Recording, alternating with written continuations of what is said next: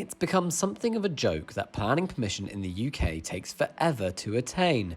The government is trying to address this, as well as issues around affordable homes, with a drastic overhaul to our planning system. The current planning system in the UK is highly discretionary. So there's lots of case-by-case decision-making to the extent that it's possible to propose a development that complies with the local plan and it can still be rejected. It creates lots of uncertainty and it reduces the amount of housing that's built and makes housing more expensive and less affordable. What the government set out in its white paper proposals would introduce a more kind of rules-based system where if you follow the rules as a developer, then you get to build houses. So it would be a big improvement and it would be a shift in the right direction. One of the biggest changes laid out in the Planning for Future white paper, released last year, was to bring in a zoning system. This will effectively classify areas on whether they should be built on, splitting them into 3 categories: growth, renewal, and protection.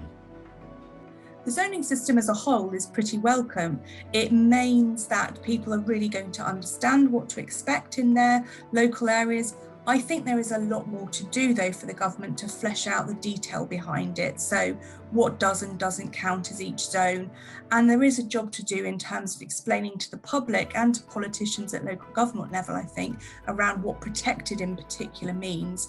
I think calling it a protected zone suggests that no development can happen in that area, and that's simply not true. So it's about explaining and making sure that everybody from decision makers to the public understand that protected doesn't necessarily mean nothing in that area, but it does mean around making sure that it's the right sort of development in that area.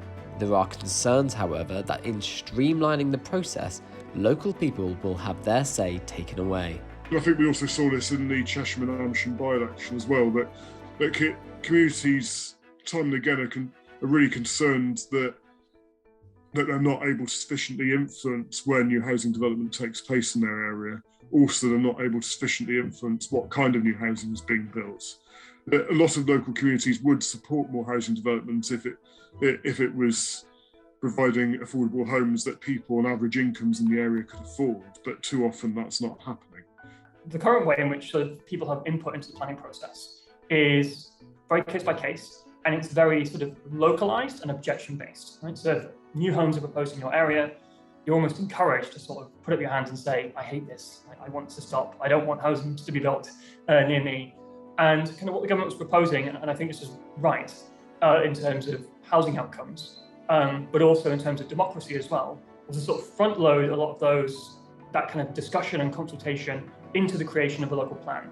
So then having a more strategic conversation about growth, about where homes should go, about what land and what buildings we want to protect, and setting out rules which protect those, and then also introducing certainty about, well, okay, and protecting those areas, but in these areas kind of growth is appropriate and change is appropriate as well. And there are further worries that the government's plans have very little to say regarding affordable housing and net zero targets. There aren't sufficient guarantees that more genuinely affordable housing will be built. And in recent years, there's been a real problem of more and more housing that has been built being larger 3 and 4 bedroom homes for the middle and upper end of the market. It is interesting around that there being less about decarbonisation, net zero in the planning reforms, but I would expect to see that come out in the detail when we have the discussions about it. But yes, there does need to be a focus, and there needs to be a recognition how expensive and how complicated this is going to be. The housing associations that we have as our members are really committed to doing that and doing all they can to net zero. And already we have members who are doing really innovative things to get to net zero for their properties. But we need to see that commitment from government that actually all that investment that they're making isn't going to be for nothing, or it's not going to be a change in rules from one year to another. But will these reforms help level up around the country? We don't think it's a coincidence that the UK has unusually bad regional inequality and an unusually bad housing crisis. And sort of the way to think about this is part of the reason that our big cities in particular, outside of London and the South East, underperform, which is really sort of the economic levelling up challenge, that our big cities don't punch at their weight, is that they don't have what economists call tradable jobs or exporting jobs. So jobs where their market is not in the local community, so it's not like a cafe or a hairdresser or a supermarket. It's things like office work, which sells to other places, so like maybe graphic design or consulting or finance or software or tech. Their market is elsewhere, and they bring money into the local economy. Now, our basic leveling up challenge is we don't have enough of those high-paid exporting jobs in the rest of the country. Now, one problem for like those exporting jobs is they need a market to sell to, right? They need someone to buy their stuff so that money goes into their local economy.